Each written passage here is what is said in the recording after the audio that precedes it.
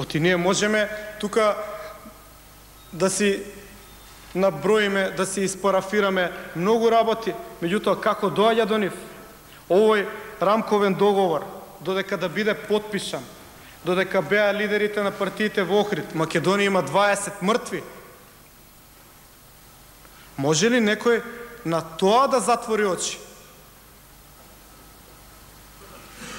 Тие принципи се добри, што се наведени тука, но се несоодветни.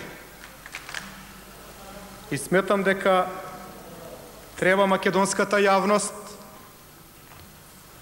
ако има за тоа интерес и светската јавност, да знае дека рамковниот договор во самиот свој почеток не ја одразува суштинската реалност на ситуацијата во Македонија. Кој за тоа сакал да затвори очи? Кој сакал за тоа да биде премолчено? Дали некој странски фактор? Јас не знам. Но тоа не значи дека не можам овдека да го кажам.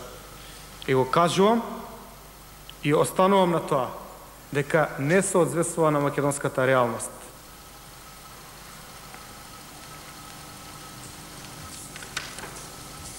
Другите принципи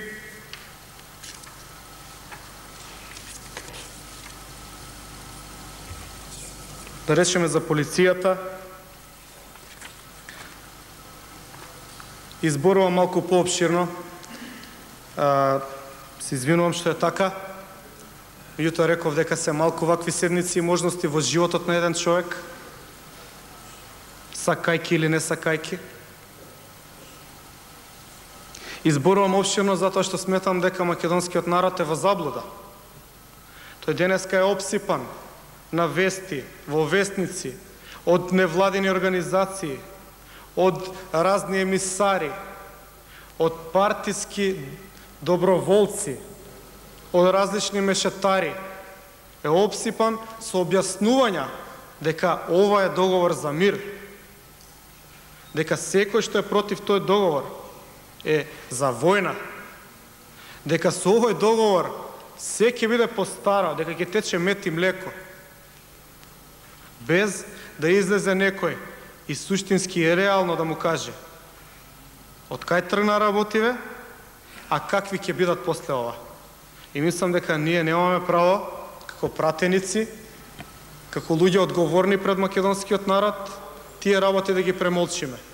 Да видиме што пишува за локалните началници на полиција и да си предпоставиме како ќе изгледа тоа во живо.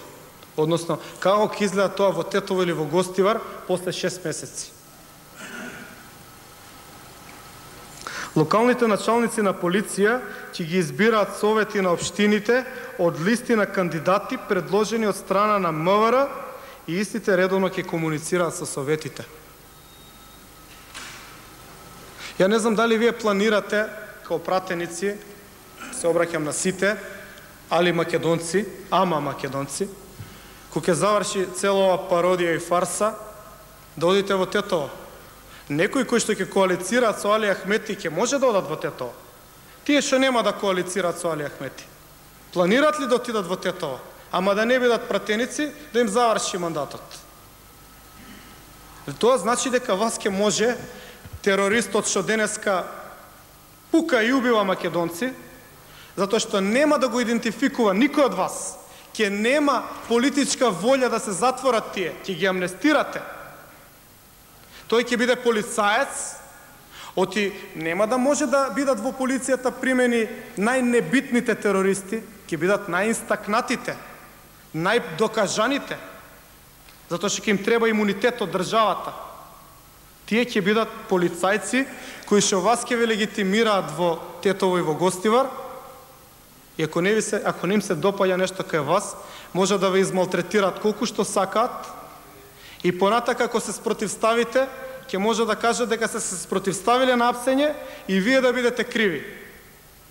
И во тој случај требаше да гласате за алтернативниот пат, што ќе оди преку Македонски Брод за да одите за Охрид. Доколку мислите да одите за Охрид, а да го поминете ТТО, односно да не влезете во ТТО. Ако некој пат во живот повторно се вратат работите како што некогаш биле. Ајде да не речам Теарце и Лешок. Јас така ги гледам овие работи. Оти во ТТО во Гостивар советот не може да биде ни приближно избалансиран, не може да биде одраз на оваа ситуација што имаме во парламент, туку на некои други бројки и проценти ќе биде одраз. Што значи дека ќе биде албанец.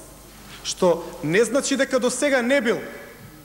Имало оваа коалиција во знак на доверба, имаше и поставуваше. Меѓутоа, од утре ќе бидат терористи началници на полиција.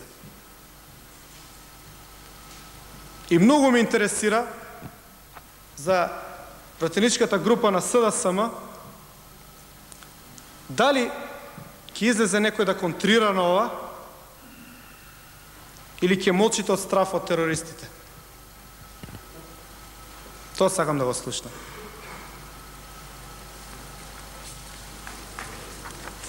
За консензуалната демократија.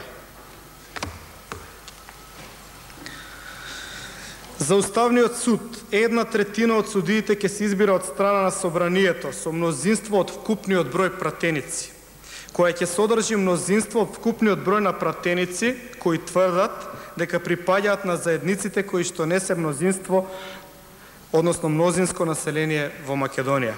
Ова постапка ќе се применува и при изборот на народниот правобранител и на тројца членови на судскиот совет. Тоа е прво ниво. Уставен суд и народен правобранител. Ке може ли не да концентрират малку касно? Молам, престанете се, да го ослободиме да зборува, кој се добил збор.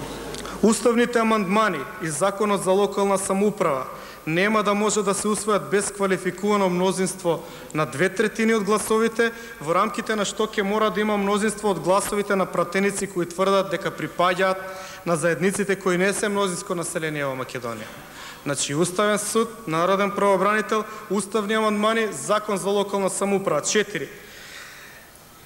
Понатака, закони кои директно ги засегаат културата, употреба на јазик, образование, лични документи, употреба на символи, како и закони за локално финансирање, локални избори, град Скопје, општински градоначалници, ќе мора да постои мнозинство од гласови, во рамки на што ќе мора да има мнозинство од гласови на пратеници кои тврдат дека припаѓаат на заедници кои не се мнозинско население во Македонија.